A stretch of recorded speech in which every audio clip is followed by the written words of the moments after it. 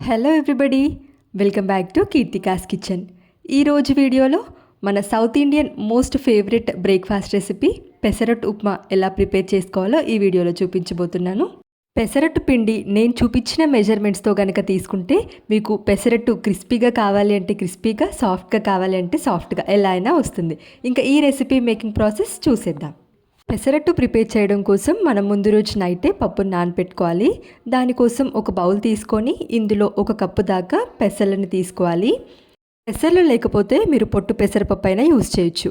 ఇందులోనే 1/2 కప్పు దాకా బియ్యం యూజ్ చేయాలి. ఇవి కంట్రోల్ రైస్ లేకపోతే మనం జనరల్గా యూజ్ చేసుకునే సోనా మసూరి రైస్ అయినా తీసుకోవచ్చు. ఇవి ఒక 2 సార్లు నీట్గా వాష్ చేసేసుకొని ఇందులో వాటర్ వేసి ఓవర్ నైట్ నానబెట్టుకోవాలి. ఇలా బియ్యం వేయడం వల్ల పెసరట్టు క్రిస్పీగా వస్తుంది.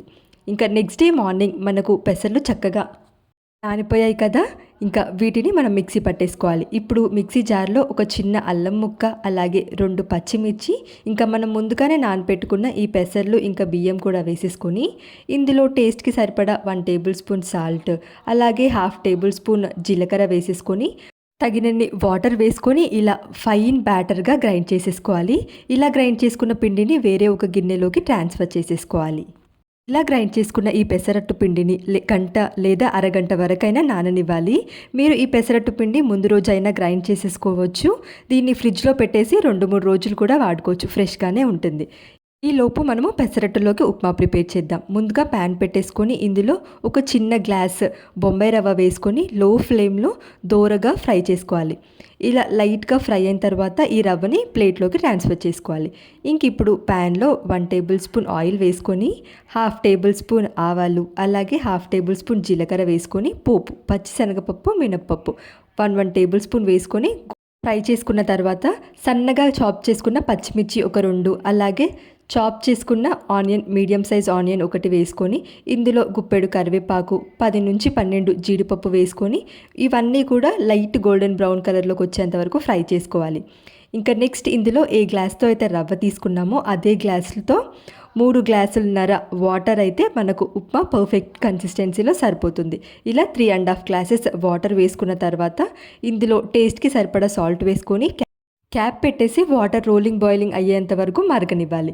ఇలా వాటర్ తెరల కాగిన తర్వాత ఇందులో మనం ముందుగానే ఫ్రై చేసుకున్న బొంబాయి రవ్వ వేసి ఉండలేమీ లేకుండా చక్కగా ఇలా మిక్స్ చేస్తూ ఉడికించుకోవాలి.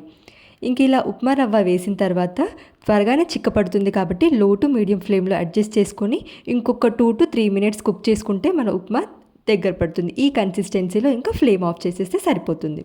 నెక్స్ట్ గంట ముందు నానబెట్టుకున్న ఈ పెసరట్టు పిండి కన్సిస్టెన్సీ చూడండి. ఒకవేళ మరీ గట్టిగా అనిపిస్తే కొన్ని వాటర్ వేసి అడ్జస్ట్ చేసుకోండి. ఈ కన్సిస్టెన్సీ రావాలి. దోశ ప్యాన్ బాగా వేడిగా అయిన తర్వాత మంటని లో టు మీడియం ఫ్లేమ్లోకి అడ్జస్ట్ చేసుకొని 1 గంట వరకు దోశ పిండి తీసేసుకొని ఇలా పెసరట్టు ఈవెన్గా రౌండ్గా స్ప్రెడ్ చేసుకోవాలి. పెసరట్టు కొంచెం పలచగానే ఉంటేనే చాలా బాగుంటుంది. ఇంకా నెక్స్ట్ ఈ పెసరట్టు పైన ముందుగానే కట్ చేసి పెట్టుకున్న ఉల్లి ముక్కల్ని కూడా వేసేసుకోవాలి. అలాగే కొత్తిమీరని కూడా స్ప్రెడ్ చేసేసుకోవాలి. మనం ఆల్రెడీ పెసరట్టు గ్రైండ్ చేసేటప్పుడు పచ్చిమిర్చి, జీలకర్ర, అల్లం వేసాం కాబట్టి ఇంక ఏమీ వేయవసరం లేదు. ఎక్స్ట్రా స్పైసీ కావాలి అంటే సన్నగా చాప్ చేసుకున్న పచ్చిమిర్చి కూడా వేసుకోవచ్చు.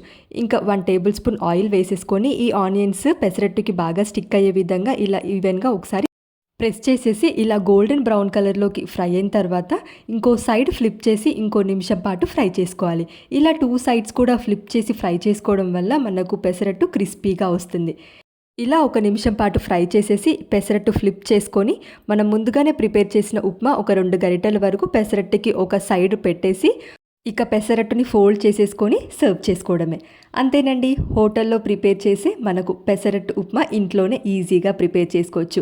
ఇలా ప్రిపేర్ చేసుకున్న ఉప్మా పెసరట్టు పల్లీ చట్నీ, కొబ్బరి చట్నీ, అల్లం చట్నీతో ఎలా అయినా సర్వ్ చేసుకోవచ్చు. చాలా టేస్టీగా ఉంటుంది.